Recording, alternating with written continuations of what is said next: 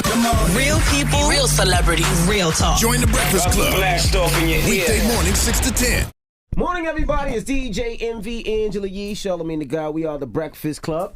Special guest in the building, friend to the room, the legendary Bun B, and Professor Anthony Pinn. Thank you for having us. Pleasure to be here. This seems like a natural transition for the OG Bun B. They're launching a religion and hip-hop culture online course. Yeah, we actually teach the course presently at Rice University, but this is an opportunity to take the conversation that we have in the classroom outside of the classroom, which was always the intention that Doc and I had for this version of the course. Doc has actually been teaching a version of this for over 20 years. Okay. And I came into the mix over about 4 years ago. Explain the course. Doc, would you? Well, it looks at the intersections between religion and hip-hop. We believe that there's lots of commonalities that we really need to explore, that both of these cultural developments have had huge impact over the course of human history, and if we don't wrestle with them, we do ourselves a disservice. So we look at the links between hip-hop and Christianity, the links between hip-hop and Islam, and then we look at the ways in which hip-hop in certain circles has actually replaced these religious traditions. Well, Can you give us some examples? Yeah, I need some solid all examples. the religious folks mad saying that Islam ain't got nothing to do with no hip-hop, my Christianity ain't got nothing to do with no hip-hop. Meek Mill's amen.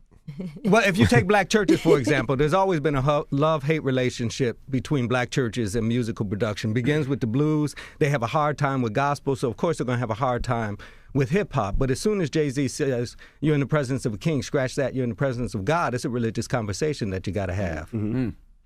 What about when Jay-Z said, Jesus can't save you, life starts when the church ends? Again, you got to have a conversation about that. Now, folks in churches may not like that, but you got to have a conversation about it. So for me, this is long term. Right? I spent a good number of years as a Christian minister in the Methodist Church, but a hip-hop fan. So trying to bring these two together in the context of the pulpit was part of my life. Mm-hmm. And it's not always pleasant, but in part, church folks and Muslims have to recognize that their traditions have not always been at the best. So rather than just pointing fingers, it's time to have a conversation. So do you break down rap lyrics? Like if I said that line, y'all would break down what that means? Yeah, that's in part what we do. That's where I come in at, you know what I'm saying? And then I have my interpretation of what different artists or different, people mean by when they say certain things. And then Doc has his interpretation, and we put it out for the class. And we have different students that have different interpretations of these things. So as can well. you give us an example of like a song or a lyric that you guys would break down? The Jay-Z line, I would love to hear that. Like, Jesus can't save you, life starts when the church ends. Well, I mean, that's basically his outlook on basically the neglect that the church has had for a lot of people. You know what I'm saying? And when we say the church, we don't necessarily mean Christianity. We talk about the church as, the idea and the concept of church, which a lot of people have issues with in modern times, especially when we look at the millennials. The millennials, they're not running away from the church. They're running to Christ. And a lot of people now in modern times don't really believe that they need to go to a church to get closer to Christ or God. Got you. That's how I took the line. It was more like you don't have to be religious to be spiritual. Absolutely. And that's definitely, topics of conversation that we have during basically the context of this course. So y'all like a gospel rap genius, kind of. I mean, look, the sole purpose of this course is not to sit around and break down rap lyrics. It's to define religion as a culture, define hip-hop as a culture, show the similarities between the two, and show the times where maybe they don't necessarily co-align and coexist with each other in the way that we would all like them to. You got a degree or something. You got a doctorate. I don't have one day of college. Yikes. Wow. I thought somebody gave you like an honorary doctorate or something. Like No, they gave me a day. Oh, okay. But they didn't give me no. Well, I don't know. Maybe I need to talk to Rice about that, Doc. We'll have that conversation offline. Now, why is it something you wanted to do, Doc? Well, I've been teaching religion for 21 years, but I've been a fan of hip-hop for much longer than that. And so when y'all talking about God and the crazy man and that microphone, let us pray. You need to go to church. So when I moved to Houston, it only made sense to try to be in touch with some of the artists that have influenced me over the years. So I had one of my students, Andrea Matthews, reach out to Bun. We had a phone conversation. I asked him to come in and lecture. And it benefited me. I wanted to hear what he had to say, but my students definitely needed to hear what he had to say. We had a conversation in my office, and it was clear to us over a short period of time that he needed to have a more sustained presence on campus. So I asked if he'd be willing to co-teach the course for me. I thought that would be unique, that you'd have an academic who knows religion and is a hip-hop fan, partnered with an artist who also knows religion. It's a conversation that wasn't taking place anywhere else. How do y'all feel about Kanye calling himself Yeezus? I'm sure that'll come up. Well, I mean, that has come up in the context of class. I mean, again, it's just, this is not the first time that people within hip-hop have identified themselves with deities. We talk about Hove. We talk about the concept of Tupac as a black Jesus. So Charlemagne the God. Hey, you know what? We may have to have that conversation now. Now, I'm kind of confused with the similarity because a lot of people would be upset with this course. Of course. A lot of people feel that hip-hop is not all positive and has nothing to do with the church. It has nothing to do with Christianity or God or anything. Until you have an artist like Lecrae. Unless you're talking about a Lecrae or... Well, no, not necessarily, because I think what a lot of people identify as hip-hop culture is really just rap music. Rap music is a part of hip-hop, but it's not all of what hip-hop encompasses. It is not always what hip-hop was started, what hip-hop was created to represent, what hip-hop was created to do. You know what I'm saying? But there are a lot of great examples of great, words and lyrics. And Give me some. This is what I want to hear now. And then here's the thing. See, you're thinking that because I'm talking about a crazy subject matter that it can't be spiritual, and I understand that, drawing that connotation, but you have to understand people are speaking to their struggles. You know what I'm saying? People are speaking to the truths and the lives and the environment in which they live in. And you have to really think about the fact that, think if Jesus was here today, where would Jesus be? Jesus would be trying to save these people that we think Jesus would condemn.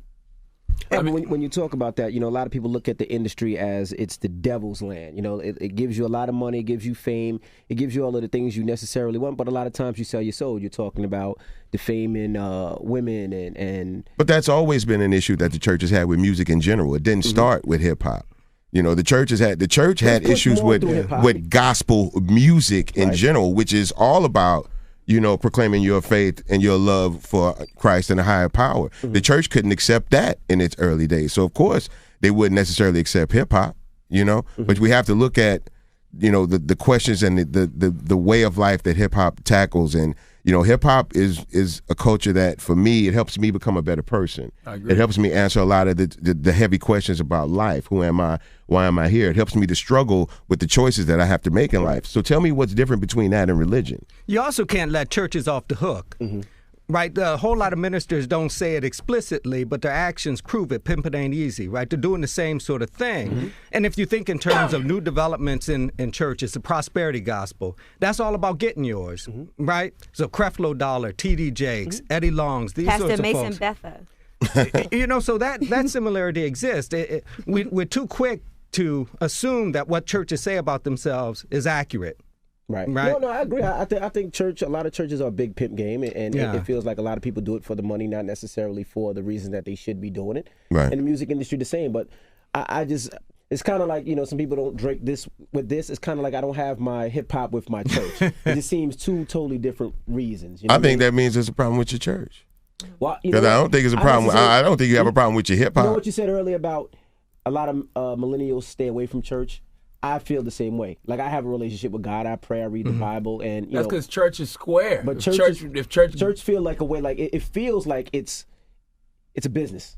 Well, that's and what when you go to more and more churches, no matter what church I went to, it always feels like a business is opposed to really getting closer to God and trying to get yourself better and be a better man and be a better father and be a better husband and be a better person in your community. It seems like it's always a business first, and that's always my problem with most churches.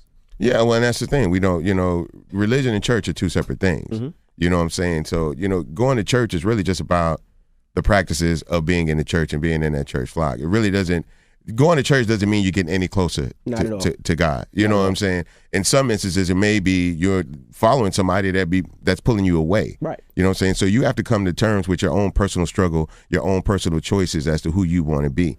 And in a lot of cases, hip hop helps you to make these choices and helps you to make them in a better way. Now, when we talk about this, like I said, people confuse rap songs with hip hop culture. All right, rap music is a very, very small part of hip hop culture. It's just the most dominant factor of it. It's the one that we see all the time. It's the form of communication. Absolutely. But we have to learn to navigate this language in the same way that we have to learn to navigate the language of religion and find our way to, better ourselves.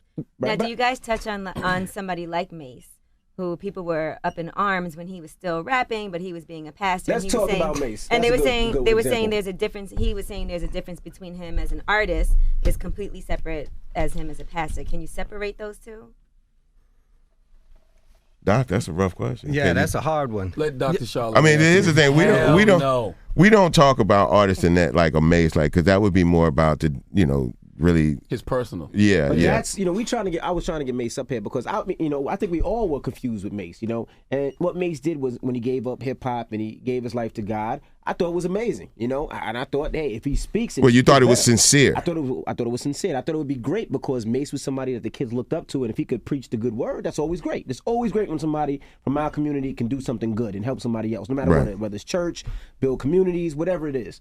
And then when he came back talking about ping, ping, shooting guns, you're like, whoa, like this is... You can't go from Pastor Mace to Murder Mace. That's where it gets confusing. Yeah, of course. I mean, and that's a struggle that he's going to have to learn to deal with, you know what I'm saying? And that's his personal struggle, but I don't think it's reflective of either hip-hop or religion nowadays. I think that the Pastor Mace and Betha is an anomaly unto itself. And life is a struggle, right? You're constantly moving between these. Life is a struggle. The difficulty for me is, why do you have to give up hip-hop to be a part of the church, right? That if the church is really about the business of making life whole, right, kind of addressing the spiritual issues that you have, then you shouldn't have to give this up. The question becomes, No, you don't. I don't believe that. You can't be a reverend and talk about shooting and selling. But you're making the assumption that that's what hip hop culture is. You are, because you're saying that gun culture and hip hop are synonymous and that you can't separate them. No, I'm not saying that. I'm saying in Mace's situation. Okay. I'm sorry. Specific to Mace. Okay. Talk about shooting guns and continue to talk about threesomes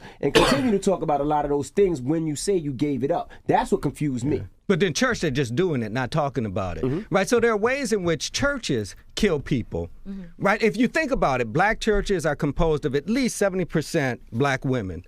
But if you think in terms of leadership opportunities, how black women are discussed within context of churches, they're silenced. In a certain way, they're killed. And don't be gay or lesbian in a black church, right? The only way you can survive in that is if you're a musician or you sit and you eat the disrespect. Right, so churches are doing something that is deeply harmful, but simply just pointing a finger. When it comes to vulgarity, because I think that's the main thing with hip hop that would probably turn off some religious folks. Because I call Jeezy Pastor Young because I feel like he be spitting ghetto gospel. But how do I use vulgarity, but I think some people just cuss too much. They cuss for the sake of cussing. Right. How do you get religious folks to look past the vulgarity to actually listen to what he's saying? It's a message in it that could be used for spiritual purposes. Well, I think we have to give a deeper understanding of what hip-hop culture is, and we have to do a better job of explaining ourselves to the world and our struggles to the world. And, if people can't take the time to sit and dissect through it, then maybe it's not for them. I'm not here to sell religious people on hip-hop, and I wouldn't buy into any religion that somebody was trying to sell me.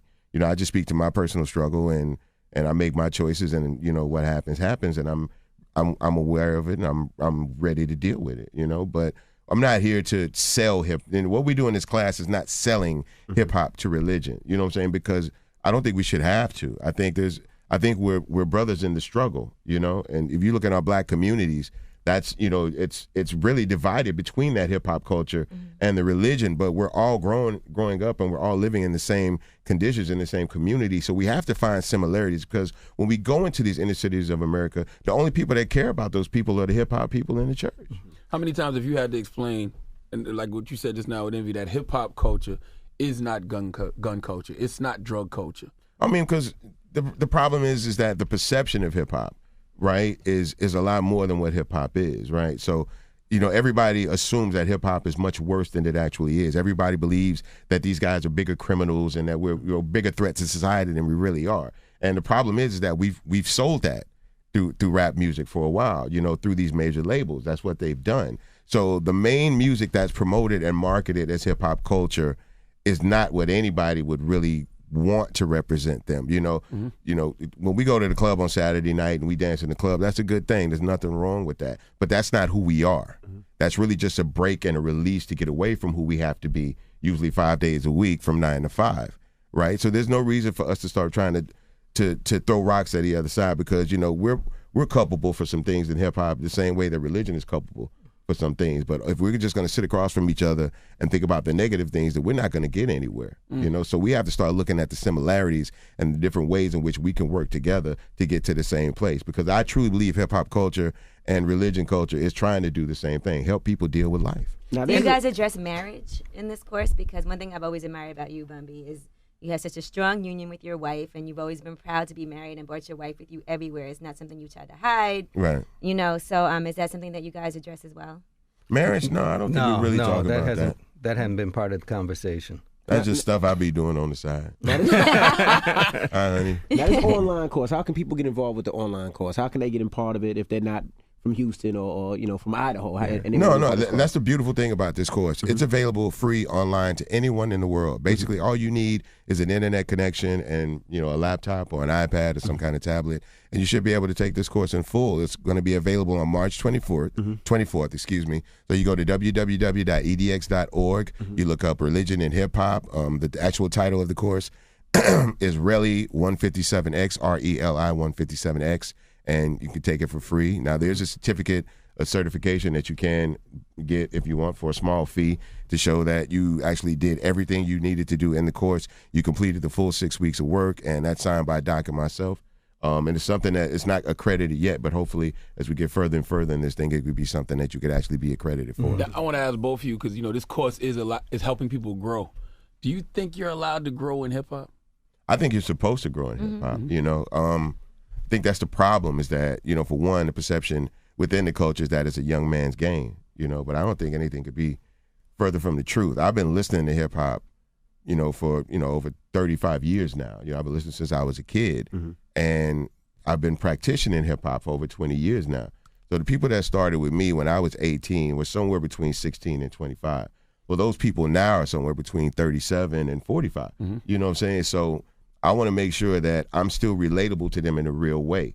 Like the way that they choose to have fun in the confines of where they construct their family is kind of the same way that I do. Like I'm going to go out and have a good time and do what I want to do in terms of having fun or whatever. But after I've made sure home is good, the wife is good, the kids is good, the responsibilities that they're done. And I think a lot of people do that. We're not, just because we're getting older doesn't mean we're getting old, and I'm trying to make that relatable.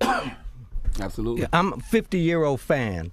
So you 50, Doc? 50. You don't look 50 at all, bro. I appreciate that. I don't know what 50 look like, but you don't look like 50. But growth is part of the process, it seems to me. It has to happen. And that's part of the issue with churches, that they can say all of this, they can resist it, try to act holier than thou, but the bottom line is they change or they die. And if they're going to reach young people, they have to answer the questions young people are asking in a language that makes sense to them. And hip-hop, it seems to me, is the way.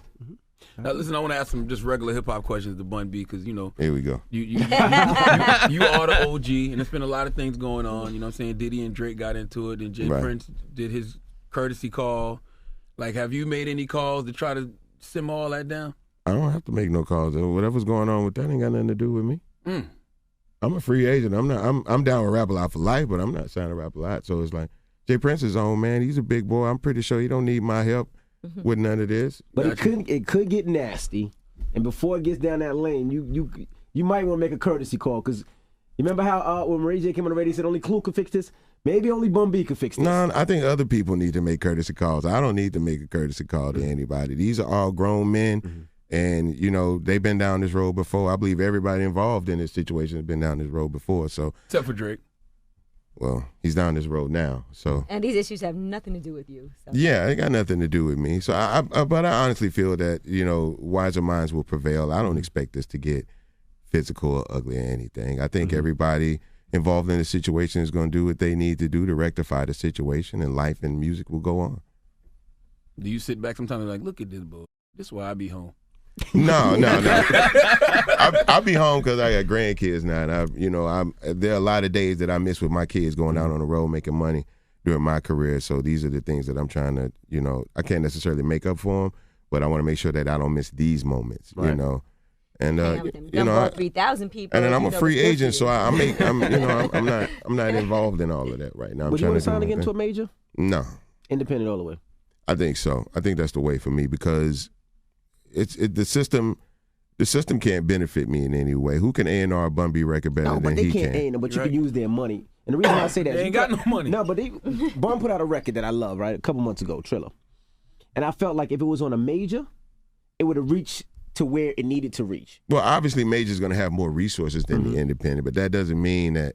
That's all defined by expectations. Like, how far do I expect this record to go? What do I expect this record to do? As long as I have realistic expectations, I'll be all right. and you got a fan base. Like if you were signed to a label, I'm sure 9 times out of 10, I would click on a link that you tweeted out from your personal SoundCloud, and I would a blast from a record label email. Well, at this point, I'm not really feeling like I need to work for people. If anything, I'm willing to work with people. Gotcha. Well, there you have it. Bun B. Professor Anthony Pinn. Now tell them again the website so they could log on for this online course. It's www.edx.org, O-R-G. Look up Religion and Hip Hop, or specifically Rally 157X. Shouldn't be hard to find. March 24th, you said? That's the start date. All right. Do we got to pay? It's free. free. No, it's free. Oh, okay. Free. $3.99. You're so cute, Charlamagne. Because I thought to myself, I'm going to take this course, and I was like, hold up, is it free? If you want the certificate, there's a small fee. Yeah. To prove that you completed the course. But if not, Because you ain't going to just free. be telling me you just did free it. 99. It's the Breakfast Club. It's Bun B. Professor Anthony Pinn.